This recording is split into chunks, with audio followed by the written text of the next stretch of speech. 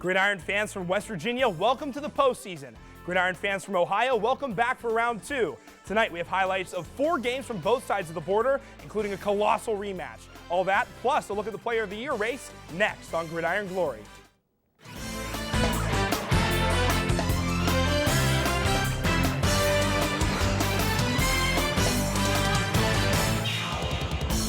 Break the huddle, football fans, because it's time for another Friday night of Gridiron Glory. I'm Nathan Takich. Tonight kicked off the Sweet 16 round of the playoffs in both Ohio and West Virginia, so the stakes were pretty high at this point. Winning means a trip to the state quarterfinals, while losing means a trip home for the winner. Avoiding that fate was an uphill climb for Parkersburg South. Tonight, history was just as much of an opponent for the Patriots as the top-seeded Capital Cougars. Since the playoff field expanded to 16 teams in 1991, one seeds are 65-4. Now, Kelsey Hoke, she's one of our top-seeded reporters. Kelsey, after a 2-game skid to end the season and some bad luck, the Patriots really had an uphill climb. Yes, they did, Nathan. But before we get into tonight's matchup, I just want to bring up a bit of controversy that's been brewing on October 17th. The game between Capital and Woodrow Wilson was canceled due to a lack of refs. Now, there are fans complaining that the cancellation bumped Wilson into the playoffs and pushed both Parkersburg and Parkersburg South down into the 15th and 16th seeds, respectively. But that isn't something the WVSSAC can solve right away. So regardless, there was still a big game to be played tonight. The Patriots were invading the capital of the Mountain State tonight, but on the first Capital drive, Tyree Pratt with a pass to Kashawn Haley for 11 yards. Now Pratt's arm, that's an arm you're going to want to watch all night, because that play sets up a Pratt pass to Silas Nazario. 48 yards, he goes for a touchdown. That's the first points on the board in Capital's favor, 7-0 in the first quarter. Pratt had 310 passing yards tonight. But P South getting some wheels here. Garrett Gilkison keeps it up the middle, 25 yards on their stats, but you know, those numbers might not be enough for tonight. Gilkison handoff though to Brendan Schwendeman to add another 10 yards for Parkersburg South, but they would have to punt. Capital ends up scoring again, and P South goes to take another shot on offense, but Nick Sanders fumbles, and that's Capital's ball again. Now 3 in a row here where the Cougars just capitalized. Number 1, Pratt to Jordan Kinney, 25-yard touchdown pass. Now number 2, Pratt to Haley. They were partners all night, must be best friends on the field. 60-yard touchdown pass, 28-0 with 3 seconds left in the first. And number 3 in this set, Pratt with another pass to Haley. What did I just say? 47-yard touchdown pass. That's 35-0 in the second quarter. Capital had 610 yards of total offense tonight, but P South trying to get as many points as they can any way they can. Gilkison keeps it up the side, but they end up running out of time in the first half. The Cougars would go on to win 70-0. Gilkison with just 31 yards and Pratt with 310 yards tonight. Well, Capital came into this game as the best team in West Virginia, that 1 seed, and really tonight they just proved that they're worthy of that 1 seed, to say the least. You know, they have a handful of offensive stars. They step onto the field and get their job done immediately. On 10 scoring drives in the game, they averaged only needing the ball for 87.6 seconds per drive. Now, much like the Treaty of Paris, this game signals the end for the Patriots this season. Where did South fall short? The Capital defense is strong, and Parkersburg South just couldn't break through their line. They tried passing, but they were either batted down or just nowhere near the receiver. Gilkison just couldn't make any connections tonight. Now, Kelsey, even with this loss, though, you still have to consider 2014 really a success season for the Patriots. Now, if we're comparing things to last year, then I do have to say it's been a success. 2-8 last season, improved to 6-4 in this regular season this year. Although I spoke with Coach Eddie earlier this week, he said no matter what, he is very critical of himself and the team, and he's looking to come back even better next year. Really easy to be critical at this point of the season, but next year I have a lot of faith in Coach Eddie. Thanks, Kelsey. Great work tonight. Gridiron fans, our social media feeds are safe from scandal spoilers, so there's no excuse not to follow Gridiron Glory on social media. Like us on Facebook and follow us on Twitter at Gridiron Glory. And while you're at it, follow us on Instagram at WOUB Sports. You'll get a whole bunch of spoilers of the playoff action around the region. While you're connected, make sure to join the conversation. Tag us and tweet at us. The best posts make the show. We're not done with West Virginia yet by a long shot. Every single team that Gridiron covers from the Mountain State made the playoffs this season. It just so happens that the rest of them play on Saturday. And it just so happens that I'm now joined by Michael Drabcho, who's a busy man because it's his job to break down all the West Virginia football action. And there's plenty to preview, Nathan. Starting in AAA, P South's crosstown rivals, PHS, will square off with number 2 Cabell Midland. Now, Cabell Midland comes into this playoff game at 9-1 with more than a few impressive wins on its resume. The Knights had a margin average of victory of over 30 points in the regular season, and they were held under 40 points just twice. This game is actually a rematch from Week 3 when Cabell Midland beat PHS 42-21. And the key for the Big Reds will be slowing down senior running back Alex Childers, who had 21 touchdowns and over 1,500 yards. Point Pleasant will also be playing on Saturday as the Big Blacks will take on the 7-3 Jefferson Cougars, and they'll be playing in their first playoff game since 2005. Dual threat quarterback Andrew King is the leader of the Cougars, and the matchup to watch in this one is the King-led Cougar offense against the stingy Point Pleasant defense. Jefferson can absolutely light it up. They scored more than 50 points on 5 different occasions this season, but it won't be easy for them to put up those types of numbers against Point Pleasant because the Big Blacks only gave up a total of 52 points all season. Wow. And one more thing to look out for is if Point Pleasant will get off to a slow start in this game, because this is their first game since October 24th, Nathan. Well, if that isn't enough, there are more games of coverage on Saturday as well later in the day. Yep, absolutely. And after losing 2 straight games, Williamstown rattled off 4 straight wins in impressive fashion to end their season. So they're absolutely rolling as they head into their matchup with Pendleton County. The Wildcats, though, are trending in the opposite direction as they're losers of 3 out of their last 4. And Pendleton County quarterback Timothy Hebner threw for 19 touchdowns, ran for 11 in the regular season, but he also threw 17 picks, so the turnover battle will definitely be something to watch in this one. Wahama fans, we didn't forget you, so don't worry. Michael, we have them coming up in the TVC Ohio. Thanks a lot tonight. And fans, week after week, we highlight the best tweets on our show. Tonight, as always, we were looking for more thoughts on the Player of the Year race. First up, Chad from the Post gave his 2 cents and gave Athens offense the nod for his Player of the Year. Also, Ryan Xline thinks Hunter Sexton is a beast. And David Darst wants to see some love for his player, Cody Mitchell. Keep sending the tweets along, fans, with the hashtag GGPOI.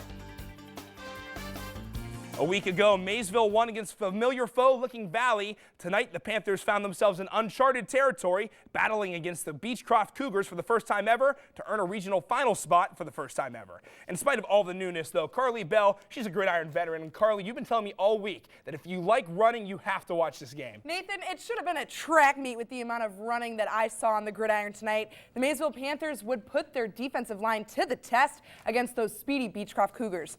Now, Maysville was looking to go past the second round of the playoffs, but Beechcroft's quarterback Micah Fleming finds Ason Krigo on the left sideline for 11 yards. Now 2 plays later, David Peoples takes the handoff 12 yards down the right sideline. He had a great night, 14 carries for 68 yards and 2 touchdowns just in the first half. And here's the touchdown for you right here, 7-0 with 3:41 left in the first quarter.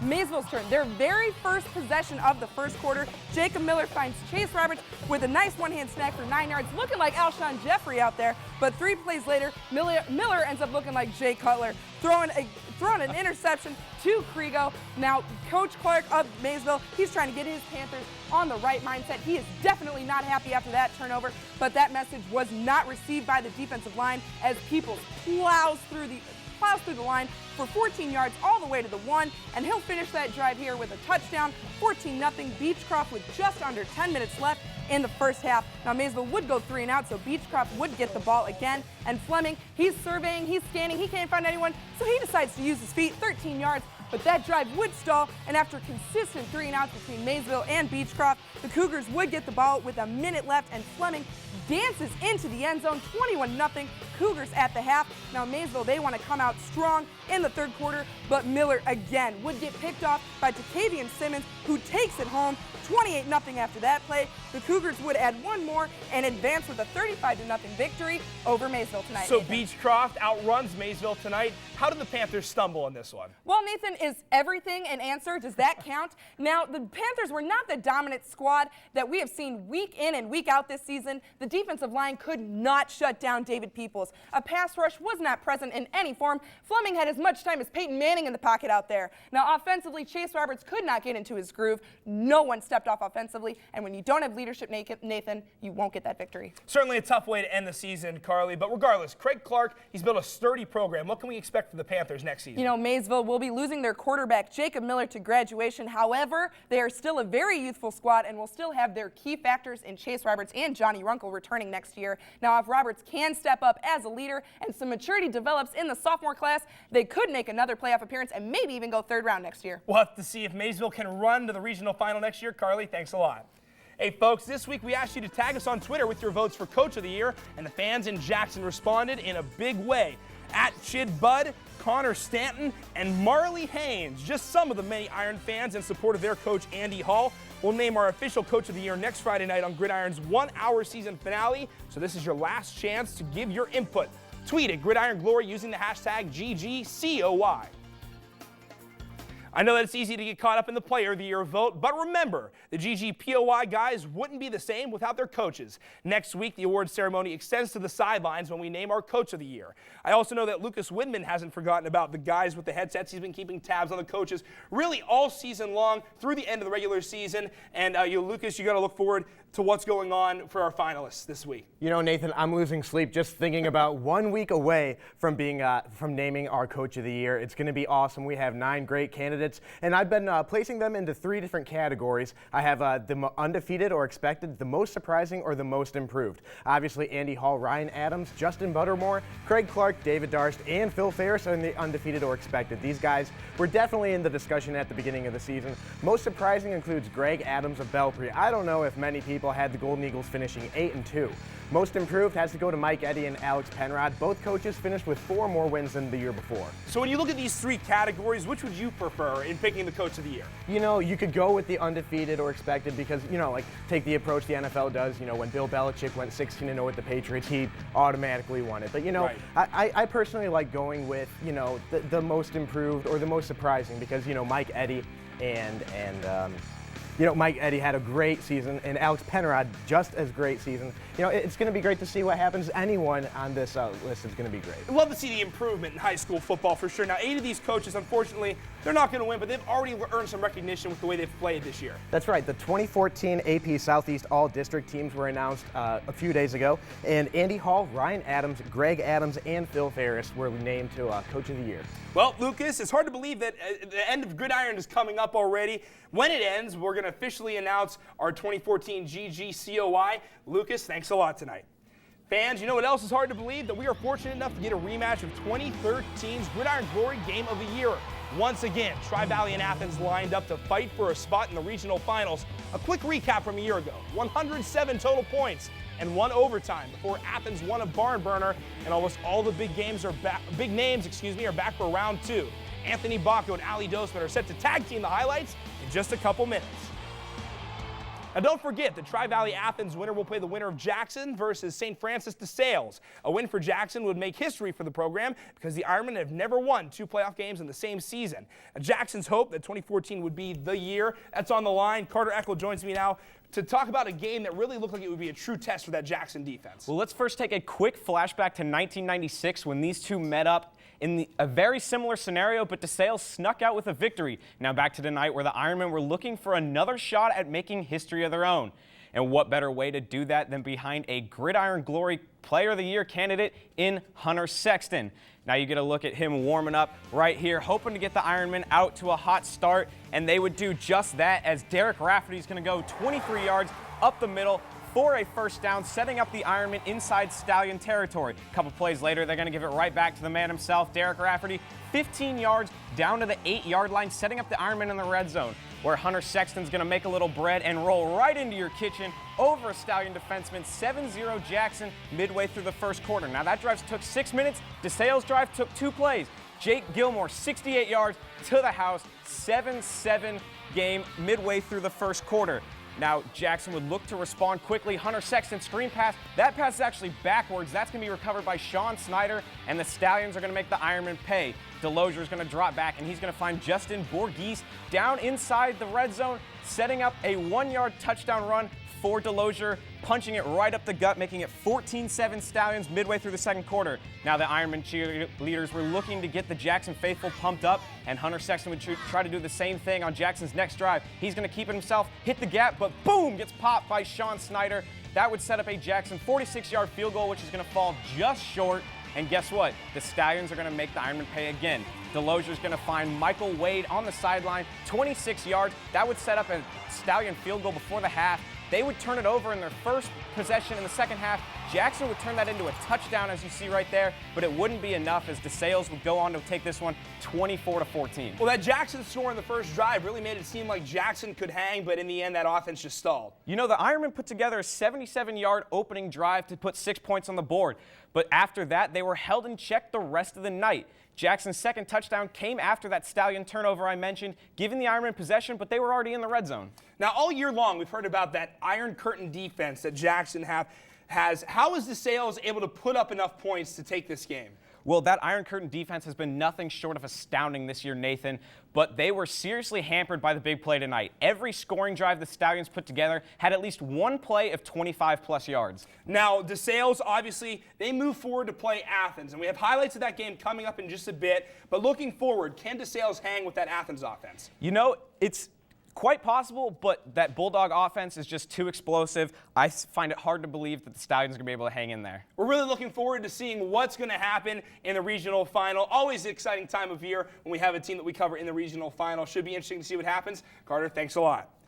Fans, just to be absolutely clear, to make your official vote for Gridiron Glory's Player of the Year, you have to go to our website at woub.org/sports/gridiron. The poll is in bright GG red right on the main Gridiron page. You can't miss it. While you're online, check out recaps from all of Saturday's action. But that's not all. Check back in the middle of the week for regional final previews. And all that and more is online at woub.org/sports/gridiron. Only 15 men ever have been named Gridiron Glory's Player of the Year. It's a club that's more exclusive than the winners of the Heisman Trophy. 1 week from tonight, the GGPOY club will expand to 16. And the nominees are...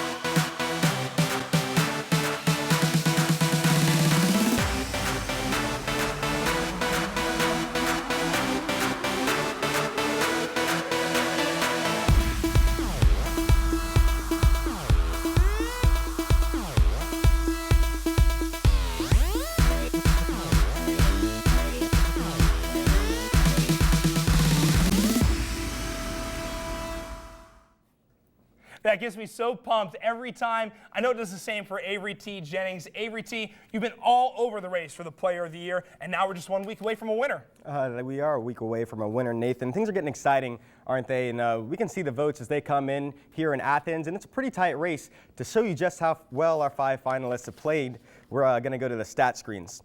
So we'll start with our neighbors down 33 in the Plains. More than 90 touchdowns through 12 weeks. They spread your defense out, and that's tough to defend at any level. At least a couple of these guys are probably going to play on Saturdays in the future. Tri-Valley tried to keep up in the regional semis tonight. Highlights from Zanesville are coming up. As for Scotty quarterback Brock Vargas, 2,500 yards and 30 touchdowns this season. TV hasn't skipped a beat since he replaced Nathan Strzok a couple years back. A year ago, Trimble's D finished second in Player of the Year voting. They've been stingy again this fall, but Justice Jenkins has been a touchdown machine. Matt Doyle will tell you about tomorrow's Trimble playoff game in a segment right after this one. He's getting ready on the desk. 3 down, 2 to go, Avery. Don't let me slow you down. Hey, well, I bet coaches across the Ohio River wish they could slow down Cody Mitchell. He's averaging a first down per carry with 3 picks on D, and the Point Pleasant season rushing touchdown record belongs to him. And as you just saw, Jackson's season came to an end tonight. 11-1 ain't bad, though. Hunter Sexton already got a white letter jacket for that perfect season. Nathan, he might just add a Player of the Year trophy to that next Friday. Now, voting closes on Wednesday. You got to get your vote in online, like I said, at woub.org/sports/gridiron. You can do that on our website now. Avery, out of all those guys that we mentioned, obviously some great talent all over the place. We have the whole offense, so, I mean, obviously great talent, but who's impressed you the most? Well, I really like what Cody Mitchell has done for Point Pleasant in their first year back on our show. He's a guy that really likes the ball in his hands. But it's not up to me, Nathan. It's up to these guys out here. So log on to our website and vote if you haven't already. You've got until Wednesday. Now, I mean, 100% of the vote comes from the fans. It's really important. I know Marcus Mariota and Dak Prescott wish they had a chance to win our trophy. It's real big. It's like 6 feet tall or something. Avery T., I look forward to seeing you again next week for one more time. Thanks a lot tonight. Football fans, if voting for Gridiron Glory's Player of the Year is still on your to-do list, hurry up and go online to woub.org/sports/gridiron. Voting ends on this Wednesday, like I said, so don't wait any longer. Remember, the winner is 100% fan-picked, but choose wisely because you only get one vote from each internet-capable device. It's a close race, so tell your friends and your friends' friends to vote for our Player of the Year on woub.org/sports/gridiron. Coming into Week 12, all 5 of the Player of the Year finalists were still playing, including Justice Jenkins, the representative from the TVC Hawking, which still has 2 teams alive, Trimble and Wahama, who both play tomorrow. Hopefully now Hawking reporter Matthew Doyle doesn't feel cheated out of his highlights tonight, but I'm sure he'll be okay. You still have a lot to cover for tomorrow. Well, you know I do enjoy calling highlights, but it's not too bad of a second option to stay inside tonight and preview the remaining TVC Hawking playoff games. And we didn't get to call Trimble's playoff game last weekend, and unfortunately that remains the same as they played Caldwell on Saturday. Trimble won with ease over Sims Valley 55-8 in the first round, and it was the Austin Downs and Justice Jenkins show. What else is new? Jenkins rushed for 196 yards and 5 touchdowns, and as if that wasn't impressive, Nathan, Downs pulled in 3 scores on 177 yards receiving. But this week's matchup will be a little bit more difficult because they're going up against that undefeated Caldwell team. The Redskins feature a 2-headed monster in quarterback Tanner Clark and running back Bricker Laurie. In their 48-25 win last week, Clark threw for 2 touchdowns and ran for another, while Laurie punched in 3 on 91 yards rushing. Trimble has done well stopping that run game so far this year, so it should be an exciting matchup. Obviously, we're going to be keeping a really close eye on that matchup for the Tomcats. Now for Wahama, the White Falcons, they have a really tough test in the first round against St. Mary's. 30 points. That's the average margin that the Blue Devils have won by this season. And for the White Falcons to be in this game, Demetrius Saravich and Caleb Sheets need to have huge games on the ground. The two have combined for over 2,300 rushing yards this season, and they'll have to get Wahama rolling early as the White Falcons have been outscored 155-120 in the first half this year. They cannot afford to let that happen against the only undefeated Class A team in this bracket, Nathan. It would be a big upset, but hey, Wahama has done crazier things, winning the state championship a couple years ago. Matt, thanks a lot.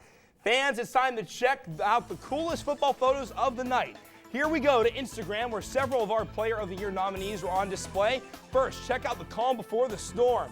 The captains of Athens and Tri-Valley shaking hands before the start of the game. And on the right, the Jackson fans want to see a Gridiron Awards sweep. The ad is for Hunter Sexton and Andy Hall. To see more Instagram action, check out our account at WOUB Sports.